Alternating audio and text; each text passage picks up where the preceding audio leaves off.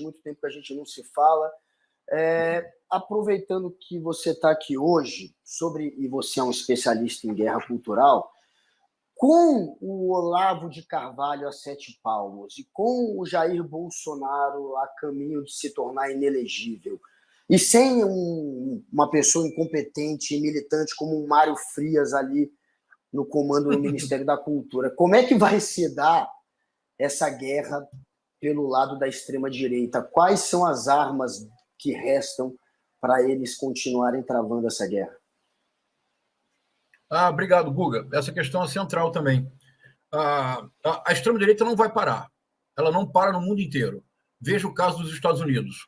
O Trump perdeu a eleição em 2020, tentou o golpe no dia 6 de janeiro e não ficou um dia sequer sem manter o mesmo padrão da guerra cultural. Agora, tem uma coisa bem importante, Guga, que eu tenho pensado muito. Veja, a extrema-direita avançou no mundo inteiro, o fenômeno não é brasileiro, porque a extrema-direita despolitizou a polis, trazendo para a política a lógica das redes sociais. Isto é, um altíssimo nível de engajamento. A militância da extrema-direita, nesse sentido, é exemplar, porque eles fazem militância 24 horas por dia, 7 dias por semana. A militância para a extrema-direita não é uma opção política, virou uma forma de vida. Por isso que, de maneira, entre aspas, tão natural, o bolsonarismo passou da guerra cultural para o espírito de seita e do espírito de seita para o terrorismo doméstico.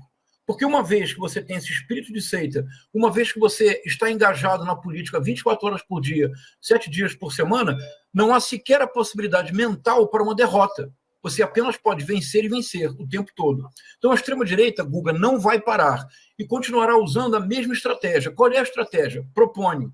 A extrema-direita vence quando ela despolitiza a polis, trazendo para a política o alto nível de engajamento das redes sociais. Porque as redes sociais, nós todos sabemos, ela possui esse alto nível de engajamento que só se mantém porque é polarizador e radicalizador.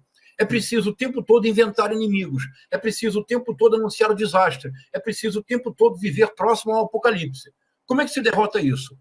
No plano da guerra cultural, é, na medida do possível, ignorar o que fazem. Simplesmente não permitir que as suas loucuras passem da bolha.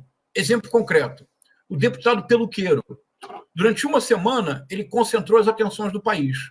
Nós paramos de falar nele, ele desaparece. Tá, primeiro ponto. Segundo ponto, para derrotar a guerra cultural mesmo, é indispensável que se compreenda algo. Governo governa. É tão simples quanto isso. Governo governa quer dizer o seguinte, e isso foi um pequeno erro de comunicação do governo Lula, que eu acho que agora está sendo corrigido, e o César Calejão, a Roberta e o Chico só se referiram a esse erro. Não responder. Governo não responde a atitudes tresloucadas da oposição. Ponto. A extrema-direita, no parlamento brasileiro, ela é muito vocal. Ela causa muito curto-circuito, ela causa muito ruído. Mas, do ponto de vista prático, do ponto de vista da ação legislativa, governar com esta extrema-direita no parlamento é um sonho. Eu explico.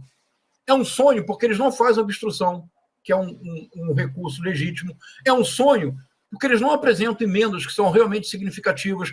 Todas as propostas da extrema-direita são puramente propostas de TikToker. É proposta para vamos colocar um guarda na frente de cada escola, vamos armar os professores. É puro ruído de rede social. Mas governo governa. O que eu quero dizer com isso? A verdadeira resposta para a extrema-direita em qualquer lugar do mundo é aferrar-se aos dados objetivos da realidade. O Bolsa Família hoje se aproxima de R$700. O UOL publicou, há uma semana atrás, uma matéria que a SECOM deveria ter divulgado e mais. A SECOM deveria preparar pequenos filmes com essas histórias.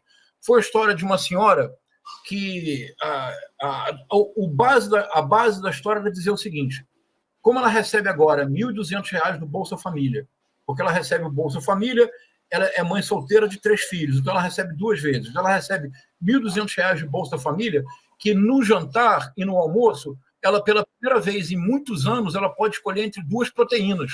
Ela pode ter ovo, ou ela pode ter peixe, ou ela pode ter os 2. Percebe, Guga? A guerra cultural não mata a fome de ninguém. Agora, você colocar no prato da pessoa todos os dias, um pedaço de carne, a possibilidade de um peixe, ovos, você aumentar o número de médicos no país como um todo, você voltar a ter um programa de moradia, você ter um programa, fortalecer o SUS. Essas são as verdadeiras políticas de combate à guerra cultural. A guerra cultural tem em si mesmo uma armadilha, que é o seguinte: os políticos ligados à guerra cultural, eles são, na verdade, eles não são líderes. Isso é bem importante, Guga, que eu demorei a compreender. Um político que tem como base a guerra cultural, ele não é um líder. Ele é liderado pelo ódio que cria. Uau. Porque se ele volta Forte, muito bom. 1 milímetro... Forte. Não é isso, Chico? Muito bom. Ele não é um líder, é o presidente Lula. Porque o presidente Lula diz: nós precisamos diminuir a taxa de juros. E a sociedade hoje concorda com o presidente Lula. Isso é um líder, porque ele está contrariando interesses poderosos. Mas o Bolsonaro nunca foi um líder, porque ele era liderado pelo ódio que ele cria. É uma armadilha. Nós não podemos nunca cair nesta armadilha. Nós queremos reconstruir o país, nós temos como base um amor profundo ao povo brasileiro, um amor profundo à ideia de um Brasil que nós vamos construir. Nós temos que governar, temos, sobretudo, que encontrar uma forma de comunicar ao povo brasileiro tudo que está sendo feito de bom. Por exemplo, essa história que me comoveu muito, uma mulher que a vida dela muda porque ela pode oferecer para os filhos 2 proteínas. Guga, isso é Brasil. Então, por exemplo, a SECOM poderia fazer pequenos filmes de 2 a 3 minutos com essas histórias. Imagina a emoção de uma pessoa que, depois de anos do programa ter sido descontinuado, recebe uma casa. Guga, para o povo brasileiro receber uma casa é uma coisa quase que inacreditável, é muito. Que o Brasil volte, por exemplo, vai voltar ao programa Mais Médicos, que a SECOM faça filmes lá entre os Yanomamis, lá no interior do sertão brasileiro, mostrando que a presença de um médico que não havia muda a vida das pessoas. Então, para vencer a guerra cultural, de fato, Guga, é não cair na armadilha da guerra cultural. A guerra cultural é uma armadilha do ódio. Você pode até vencer com a guerra cultural, mas você já começa derrotado. Muito bom, e só um pequeno parênteses, essa dinâmica que o João aponta, ela é tão efetiva que a gente teve veículos de comunicação inteiros que se tornaram refém dessa dinâmica que o João está propondo aí. Só queria dizer, eu aproveitar aqui a audiência, um pequeno parênteses, o Castro Rocha me convidou para participar de um livro que ele organizou, que é o Tudo por um Triz, entre a civilização e a barbárie, então eu recomendo que as pessoas pesquisem, e em 10 segundinhos, porque a gente está encerrando aqui, João, você está lançando um livro novo também, né? Qual é o nome do livro que você está lançando agora? Obrigado, César, obrigado. É o Editora Autêntica, o livro se chama Bolsonarismo, da Guerra Cultural ao Terrorismo Doméstico. O que eu procuro tentar mostrar é que nós não podemos cristalizar a imagem do bolsonarismo apenas como guerra cultural.